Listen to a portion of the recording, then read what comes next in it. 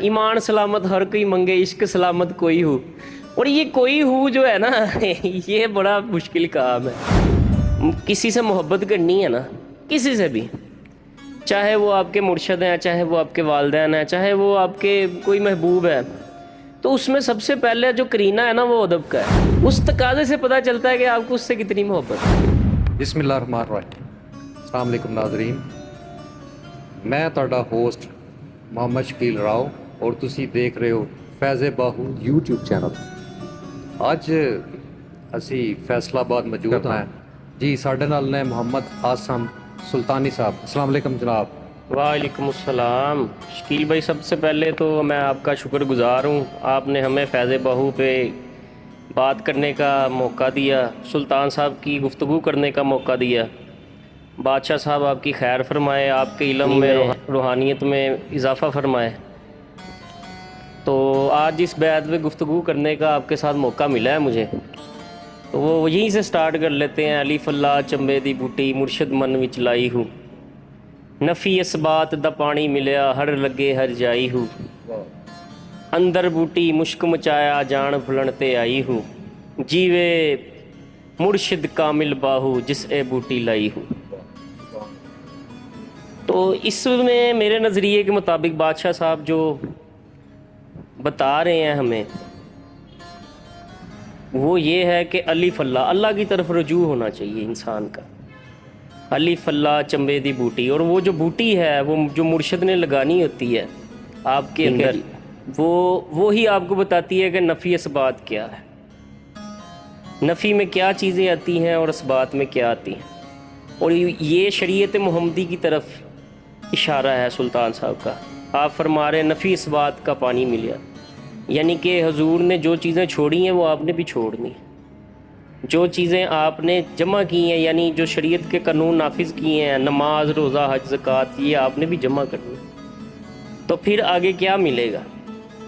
नफ़ी इस बात दा पानी मिलया हर रगे हर जाई हूँ। फिर वो हर एक रग में आप खुदा का जिक्र ही मत आप में शामिल हो जाएगा।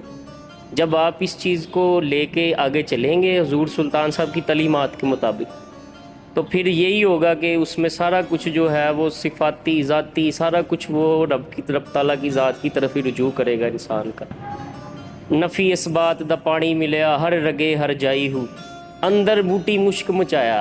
और फिर इसका रिज़ल्ट भी आएगा जो सुल्तान साहब फरमा रहे हैं कि अंदर बूटी मुश्क मचाया जान फुलनते आई हूँ, कि जब आपकी जो सिफ़ात हैं, जो आपकी नज़रियात हैं, वो हुज़ूर नबी करीम सल्लल्लाहु अलैहि वसल्लम की ज़ात अक़दस पर जमा हो जाएंगे, टिक जाएंगे, तो फिर जो रिज़ल्ट आएगा वो फिर यही होगा जो सुल्तान साहब फरमा रहे हैं कि नफ़ी इस बात दा पानी मिलया हर रगे हर जाई हूँ, अंदर बूटी मुश्क मचाया जान फुलनते आई हूँ। फिर आपकी जो जान फुलनते आई हूँ पता क्या है? हुज़ूर की ज़ियारत। कि आप इतना ही उस चीज़ में मगन हो जाएंगे, इतना ही उस चीज़ को अपना लेंगे कि आपको जो है वो आपकी जो ज़ात है ना वो टिक नहीं पाएगी। वो कहेगी कि मुझे हुजूर की ज़ियारत ही नसीब होनी चाहिए, इससे नीचे खड़ी नहीं होगी। इसी में से हुजूर सखी सुल्तान बाहू ने फिर फरमाया कि जो दम गाफिल सो दम काफिर, सानू मुर्शद ये पढ़ाया हो।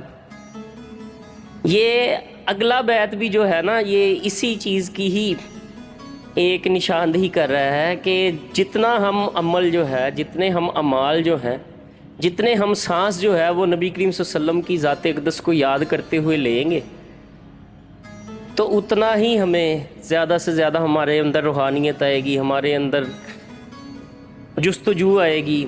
इसमें ये बात है कि अल्लाह का जिक्र की बात हो रही है ना। बेसिकली बादशाह साहब ने बताया कि आप इसम अल्लाह को पकड़ लो और उसका तसव्वुर करो और उसके ऊपर सारा अमल करो। जब आप इसम अल्लाह को पकड़ लेंगे जी, तो फिर उसके बाद जो मुशाहदात होंगे, जो चीज़ें खुलेंगी, जैसे बादशाह साहब फरमाते हैं कि एक हरफ, हाँ जी, इजाज़त का रियाजत से बेहतर। जी जी जी। आपको ये पता होगा कि आपने ये पढ़ा भी होगा कि बादशाह साहब ने फरमाया कि मैं कभी रब ताला की ज़ात से इधर उधर नहीं हुआ। आपकी वहदियत ही बयान की है जहाँ भी की है। اور آپ کی وحدیت ہی بیان کرتے ہوئے آپ نے فرمایا کہ ایک وقت ایسا آیا تھا کہ میں وحدیت کے دریا میں ڈوب رہا تھا اور مجھے نکالنے والا کوئی نہیں تھا. اور یہ حضور سگی سلطان باہو کی ہی بات ہے، جیسے نجیب سائیں فرماتے ہوتے ہیں کہ صرف یہ بادشاہ صاحب نے ہی فرمایا. رسالہ روی شریف میں بھی جو آپ فرما رہے ہوتے ہیں کہ ہر کے طالب حق بوادم حاضر رمضا ابتدا تا انتہا یکدم برم آ طلب یا طالبیہ، یعنی کہ اے طالب تو سچے دل سے اگر اپنے رب کو یاد کرے اور میرے تک آ جائے اور میں تجھے اپنے رب سے نام ملاؤں تو میرا باؤ نام ہی نہیں ہے. اور یہ جیسے حضور نجیب صحیح فرماتے ہوتے ہیں کہ یہ روئے زمین میں کسی اولیاء اللہ نے یہ بات نہیں کی جیسی یہ سلطان صاحب نے بات کی.